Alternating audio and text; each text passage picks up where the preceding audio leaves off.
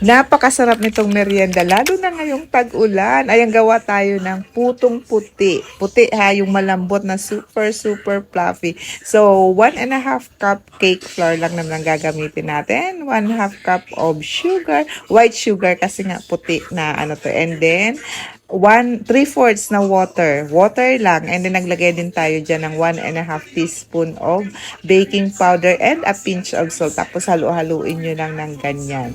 Ang sarap nito. Ito talaga ang gustong-gusto ko. Kaso, this time, wala tayong itlog na maalat. Kasi dapat may itlog na maalat yan. Akala ko mayroon sa rep. Pagtingin ko, ay na-mix ko na to. Wala pala.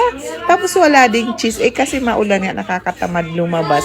Ang isip lang natin ay gumawa ng merienda. So, ganyan dapat ang consistency. At egg whites ang gagamitin natin. 4 egg whites to. Ayan. So, i-mix-mix or bibit lang natin to hanggang mag-soft peak at lalagyan natin ng 1/4 cup of white sugar again. So, i-beat nyo lang ng inyong hand mixer then hanggang nga ito ay mag-soft peak. Huwag nyong ipapa-peak na peak talaga kasi hindi na siya malambot, magiging dry siya. So, ayan, ganyan lang ang consistency dapat. So, okay na yan. At paghahaluin na natin ang dalawa. Nakita nyo? So, ang paghalo is cut and fold. Huwag nyong i-mix, huwag nyong i-overfold or overmix para hindi siya bumagsak. So, ganyan. Parang chiffon cake. Ang kaibahan lang is egg whites lang ginamit natin at napaka-limited ng mga ingredients, di ba? Para mas sumarap at pagbenta, ayun nga, lagyan nyo ng itlog na maalat o kaya at saka cheese. Ay, ang sarap nito. Kaya lang, wala talaga kami. Tapos, merienda nga ito, tag-ulan. So, ayaw na nating lumabas. Kaya gumawa na lang tayo ng paraan. Ganon.